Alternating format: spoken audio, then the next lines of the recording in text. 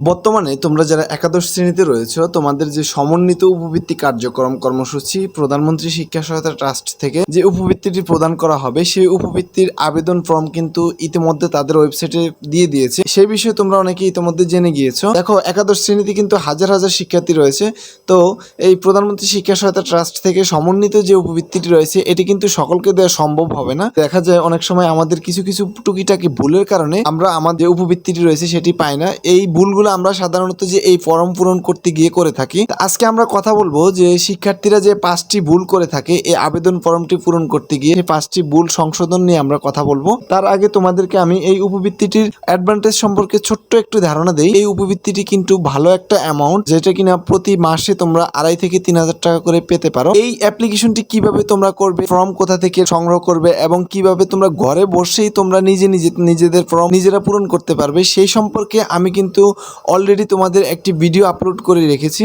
তো তোমরা সেই ভিডিওটি যদি তোমরা দেখতে পারো তাহলে কিন্তু তোমরা কারো সহযোগিতা ছাড়াই এই ভিডিওটি দেখে দেখে নিজে ফর্মটি পূরণ করতে পারবে। মূল টপিকে চলে যাওয়ার আগে তোমাদেরকে অবশ্যই একটি কথা বলবো, তোমরা অবশ্যই চ্যানেলটি সাবস্ক্রাইব করে রাখবে। এরকম নিত্য নতুন ভিডিও কিন্তু তোমরা এই চ্যানেলে পেয়ে যাবে সবার আগে। দেখো, এখানে যে 5টি ভুলের কারণে শিক্ষার্থীরা উপবৃত্তি অনেক সময় পায় না। শিক্ষার্থীর জন্ম নিবন্ধন, এই শিক্ষার্থীর জন্ম নিবন্ধন বলতে শিক্ষার্থীর জন্ম নিবন্ধন সনদ, দেখো নিচে দিয়ে লেখা আছে কিন্তু 17 ডিজিট। এখন এই 17 ডিজিট বলতে কি বোঝানো হয়েছে? তোমাদের জন্ম নিবন্ধন কার্ড যে কোনো একটা দিলে হবে না, এই জন্ম নিবন্ধন কার্ডটি হচ্ছে 17 ডিজিটের হতে হবে। এখন ভাইয়া এই 17 ডিজিটের কার্ডটি তোমরা কোথায় পাবে?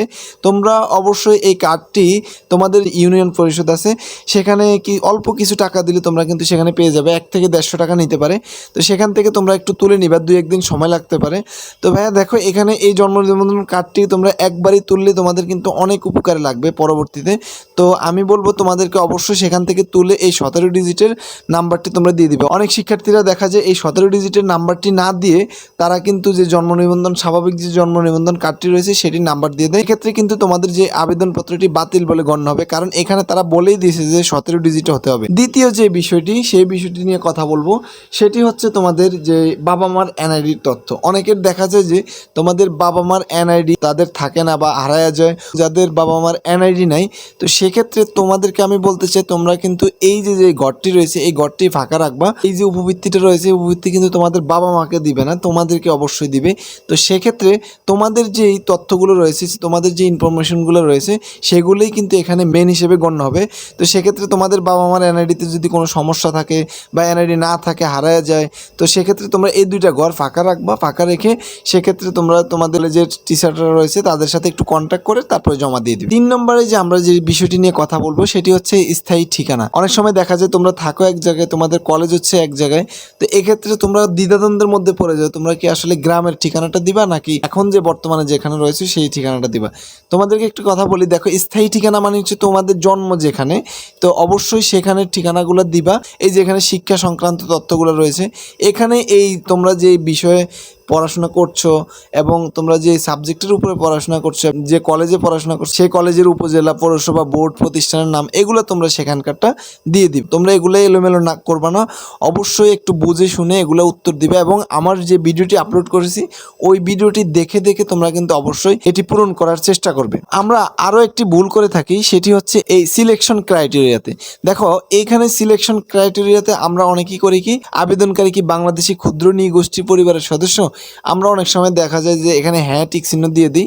তো হ্যাঁ টিক চিহ্ন দেওয়ার পরে আমরা বলে দিই যে ক্ষুদ্র নৃগোষ্ঠী হলে তার নাম লিখতে হবে, তো আমরা আন্দাজে দিয়ে দিই কি চাকমা অথবা গারো একটা দিয়ে দিই। এখন দেখো, তোমাদের যে স্থায়ী ঠিকানাগুলো তোমরা উপরে দিয়েছো সেটার ধরো দিয়েছো তোমরা রাজশাহী। এখন তোমাদের এখানে আইসা যে ক্ষুদ্র নৃগোষ্ঠীর নাম তোমরা এখানে দিয়েছো চাকমা। এখন দেখো, চাকমারা কিন্তু রাজশাহীতে বসবাস করে না, সেক্ষেত্রে তোমার যে ইনফরমেশনগুলো রয়েছে তারা ভুল বলে গণ্য করবে এবং তোমাদের যে আবেদনপত্রটি রয়েছে এই আবেদনপত্রটি কিন্তু বাদ দেওয়ার সম্ভাবনাই বেশি থাকে। পেমেন্টের তথ্যে একটা বিষয় লেখা আছে যে অভিভাবকের তথ্য। এখন এই অভিভাবকের তথ্য বলতে কি বোঝায়? এখন তোমার অভিভাবক যদি তোমার তোমার বাবা হয় সেক্ষেত্রে তোমার বাবার যে সিম কার্ডটি ব্যবহার করে তোমরা বিকাশ নাম্বারে যদি টাকাটি আনতে চাও অথবা ব্যাংক অ্যাকাউন্টে যদি আনতে চাও, যে তোমাদের অভিভাবক রয়েছে ওই অভিভাবকের তথ্য কিন্তু দিতে বলা হয়েছে। এখন তোমার বিকাশ নাম্বার দিলে কিন্তু এখানে হবে না। এখানে দেখা যায় অনেক একটা সমস্যার মধ্যে পড়ে যে ধরো তোমার অভিভাবকের যে নাম্বারটি রয়েছে সেই অভিভাবকের নাম্বার দিয়ে কিন্তু তোমার নানু অথবা তোমার দাদু তারা বিকাশ নাম্বার খুলে রেখেছে। সেক্ষেত্রে যদি তোমরা সেই নাম্বারটি দাও তাহলে কিন্তু এই তথ্যটা কিন্তু ভুল বলে তারা গণ্য করবে।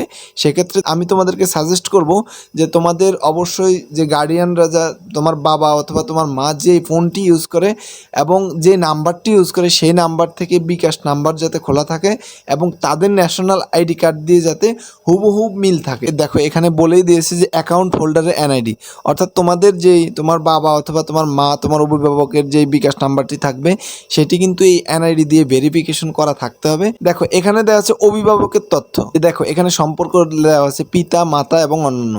এখন অভিভাবককে পিতা মাতা না থাকলে যদি তোমার বড় ভাই থাকে বা তোমার মামা যদি তোমার পড়াশোনা খরচ চালায় অবশ্যই তার নাম দিবা।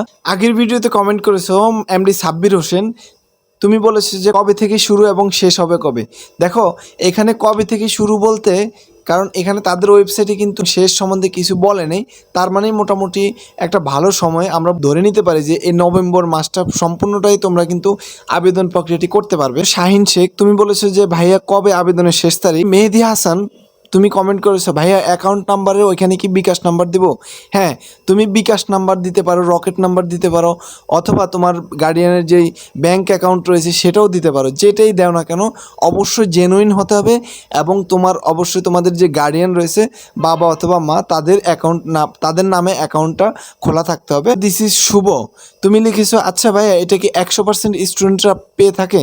এখন এখানে 100% স্টুডেন্ট বলতে তুমি যদি সঠিকভাবে আবেদন করতে পারো এবং সঠিক ক্রাইটেরিয়াগুলো ফুলফিলভাবে ফিল আপ করে সেটা যদি সঠিক জায়গায় দিতে পারো তাহলে অবশ্যই তুমি পেতে পারো। কমেন্ট করেছো রাকিব শর্টস বিডি, তুমি লিখেছো এটা কি নিজে নিজে করা যাবে নাকি কলেজে দিতে হবে।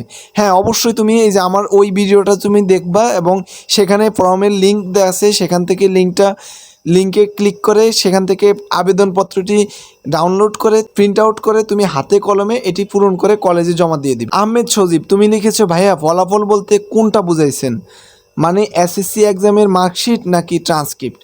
আচ্ছা ভাই তোমাদের তো ফলাফল এসএসসি ছাড়া এখন কোনো ফলাফল নাই, কারণ ইন্টারে তোমরা নতুন উঠেছো, তো সেক্ষেত্রে এসএসসির ফলাফলটাই তোমাদেরকে এখানে গণ্য করা হবে। তো তোমরা অবশ্যই এসএসসির ফলাফলটা দিয়ে দিবা। ফারজানা ইয়াসমিন আপু, তুমি লিখেছো এনআইডি নাম্বারটা কি বাংলাতে লিখবো নাকি ইংলিশে লিখবো। যেভাবেই তোমরা লেখো না কেন অবশ্যই সঠিক এবং ওই যে 10 এবং 17 ডিজিটের হলেই হবে। আজকের ভিডিওটি এখানে শেষ করছি, আল্লাহ হাফেজ।